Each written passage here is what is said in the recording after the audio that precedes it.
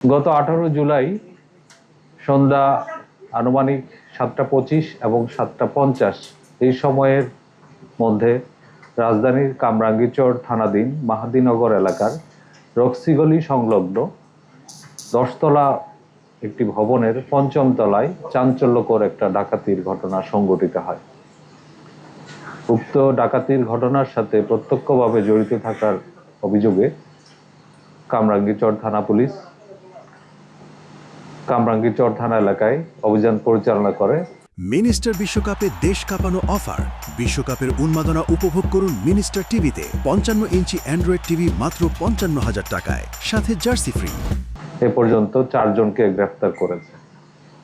গ্রেফতারকৃতরা হলো জিয়াসমিন ওরফে জেসমিন, মোহাম্মদ সজীব আলম, মোহাম্মদ রিপন মিয়া এবং মোহাম্মদ ফারুক খান।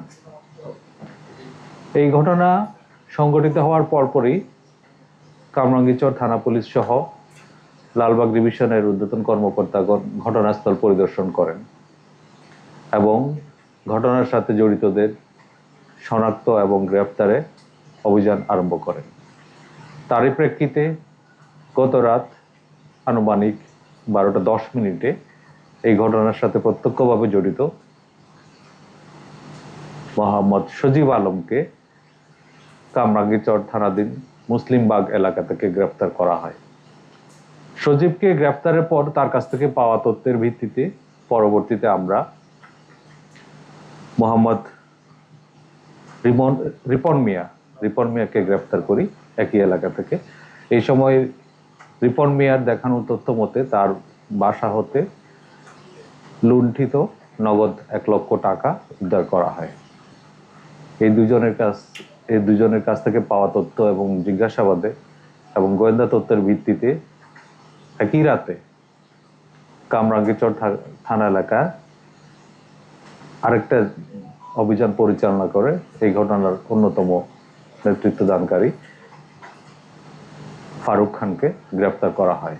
ফারুক খানের কাছ থেকেও একই সময়ে তার শয়নকক্ষ থেকে তার দেখানো মতে নগদ 1 লক্ষ টাকা উদ্ধার করা হয়।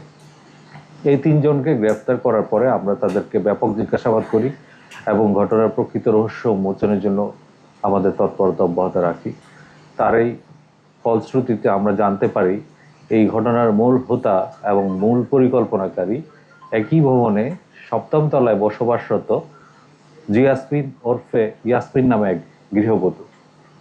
এই চাঞ্চল্যকর ডাকাতির ঘটনা তদন্ত করতে গিয়ে আমরা দেখলাম পুরো ডাকাতির পরিকল্পনা, বাস্তবায়ন এবং ডাকাতি শেষ হওয়ার পর পর্যন্ত একক নেতৃত্ব সে দিয়েছে এবং এ পর্যন্ত তাকে আমরা আজকে সকালে তার বাসায় অভিযান পরিচালনা করে গ্রেফতার করি এবং তার বাসা থেকেও নগদ 20,000 টাকা উদ্ধার করতে পেরেছি। এছাড়া ফারুক খানের হেফাজত হতে লুণ্ঠিত স্বর্ণালংকার আমরা উদ্ধার করেছি এবং কয়েকটা অলংকার এখনো মিসিং আছে, সেগুলো উদ্ধারের জন্য আমাদের তৎপরতা অব্যাহত আছে।